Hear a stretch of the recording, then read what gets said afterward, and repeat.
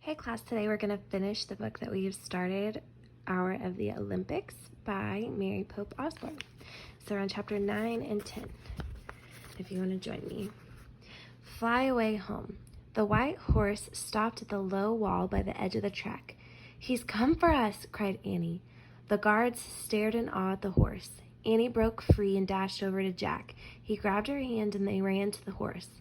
The guards shouted and started after them, but they were too late. Jack and Annie had already climbed over the wall and into the waiting chariot. "Go, go, go!" Annie cried to the huge white horse. The horse reared and pawed the air. The crowd stepped back from the wall. The guards froze. Jack looked up to where Plato was now standing. Plato smiled and waved at him. Then the white horse leaped forward, pulling the chariot behind him. Jack couldn't even wave back at Plato. All he could do was hold on tight as the horse galloped beside the Olympic racers. Jack bounced up and down. Dust and sand got in his eyes. He squeezed them shut and crouched down in the chariot. He didn't know where they were going, but it didn't matter. The white horse was in charge. Jack heard the thundering noise of the racing horses and chariots. He heard the screaming crowd. He felt sand blowing in his face and the hard bumping and rattling of the chariot. Suddenly he was thrown backward. He heard a swoosh of wind and then silence.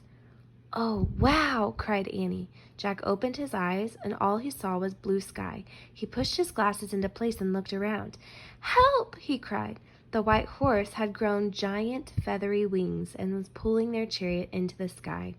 Jack gripped the railing of the chariot and held on for his life. "To the treehouse!" shouted Annie. Below, the Olympic crowd watched in stunned silence. The winged horse left the games behind and flew over the temple of Zeus, over the statue of Nike, over the sacred olive tree and the gymnasium. On they went over the poet's house, the Greek theater, and the field of white tents. Finally, the winged horse coasted to the ground near the olive grove. The wheels of the chariot bumped onto the grass, then slowly they came to a stop. Jack and Annie stepped out of the chariot. Jack's legs were so wobbly he could hardly walk. Annie rushed to the horse and stroked his neck. "Thank you," she whispered. Jack patted the horse's long white neck too. "Thanks," he said. "That was the best ride of my life." The horse snorted and pawed the ground. "Come on, Annie. We have to go before they find us," said Jack. "I don't want to leave him," said Annie. "He's the most beautiful horse in the whole world," and her eyes filled with tears. "We have to," said Jack. The horse put his head down and touched Annie's forehead with his soft nose. Then he gave her a gentle push towards the treehouse. Annie sniffled but started walking. Jack took her hand as they walked through the olive grove to the rope ladder of the treehouse. "You first," Jack said. Annie started up the ladder and Jack followed. When they were inside, Annie hurried to the window. Jack grabbed the Pennsylvania book. He pointed to a picture of the Frog Creek woods and said, "I wish—" "Look!" said Annie, and Jack looked out the window. The horse had spread his great feathery wings. He was rising from the field. The white horse flew high into the blue Olympian sky. Then he disappeared behind the clouds. "Bye," called Annie. A tear rolled down her cheek. Jack pointed again at the Pennsylvania book. "I wish we could go there," he said. The wind started to blow. The treehouse began to spin. It spun faster and faster. Then everything was still, absolutely still. Chapter 10. They're all here. Jack opened his eyes. It was so dark he couldn't see anything. He felt his clothes. He was wearing his t-shirt and jeans again. The leather bag had turned back into his backpack. "Hello," said Morgan Le Fay. Her voice came from the corner of the treehouse. "Hi," said Annie. "Did you have a good journey?" asked Morgan. "I did," said Jack. "But girls can't do anything fun in ancient Greece." "I did one fun thing," Annie said wistfully. "I rode in a chariot pulled by a flying horse." "That must have been wonderful," said Morgan. "You were very lucky to be bringing me the story of Pegasus." "Who?" said Jack. "Pegasus," said Morgan. "He's the great white-winged horse in Greek mythology." "Oh, yeah," said Jack. "I think I've heard of him." He felt in his backpack and found the scroll. He gave it to Morgan. He could still barely see her in the dark. "It was written by Anonymous," said Annie.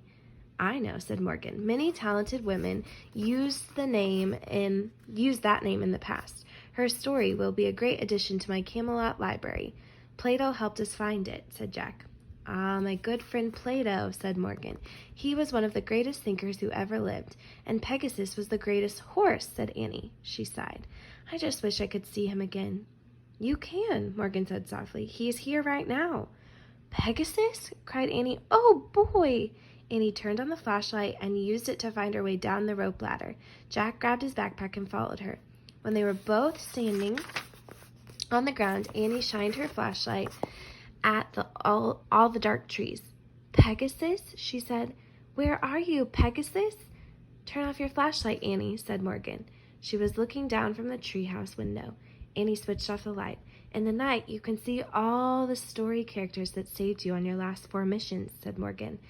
They are all here. Hercules and the Silk Weaver, Sarf, the Serpent Monster, and Pegasus. Jack pushed his glasses into place and studied the dark woods. Where are they, Morgan? Cried Annie. Where's Pegasus? Look hard, said Morgan. I can't see him, said Annie. Yes, you can, said Morgan. The old stories are always with us. We are never alone. Has Morgan gone crazy? Wondered Jack. Look up, said Morgan. Your friends are in the night sky. They are stars. Stars? Whispered Jack. He stared at the shimmering field of tiny stars overhead. Hercules is a constellation, said Morgan. The Romans imagined him kneeling in the sky, holding a club over his head. Morgan waved her finger at the sky. For a moment Jack saw a living, breathing Hercules outlined by stars. And there's the Silk Weaver with her beloved coward, said Morgan. The ancient Chinese believed that they were 2 stars on either side of the Milky Way. Morgan waved her hand again. The lovely Silk Weaver was outlined in the heavens. And long ago the Irish believed the Milky Way itself was the serpent monster Sarf, said Morgan. Morgan waved her hand. A giant serpent glittered through the sky. And the ancient Greeks named one of their constellations Pegasus, said Morgan. She waved her hand again, and the white horse's head, wings, and galloping legs glowed in the sky. I see him, said Annie. Then she whispered, I love you, Pegasus. Jack thought he saw the stars move, as if Pegasus was rearing back in the sky. After a breathless moment of silence, Morgan lowered her arm. The night sky became a field of tiny glittering stars again. You have done amazing work as Master Librarian, said Morgan. I would trust you with any important mission. Does that mean we're going on more trips? Asked Jack. Indeed it does, said Morgan. Many more. Jack smiled with relief. When is our next mission? Asked Annie. As soon as I need your help, I will send for you, said Morgan. Go home now and rest. Goodbye, said Annie. Goodbye, said Jack.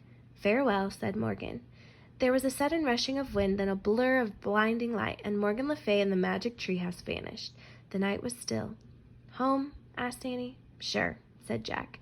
As they walked between the trees, the Frog Creek woods were pitch black. Jack couldn't see a thing.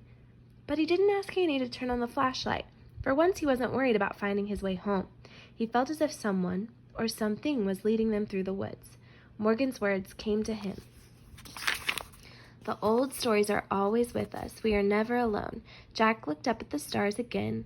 They were beginning to fade in the growing light of dawn, but he thought he could hear the beating of giant wings somewhere high above.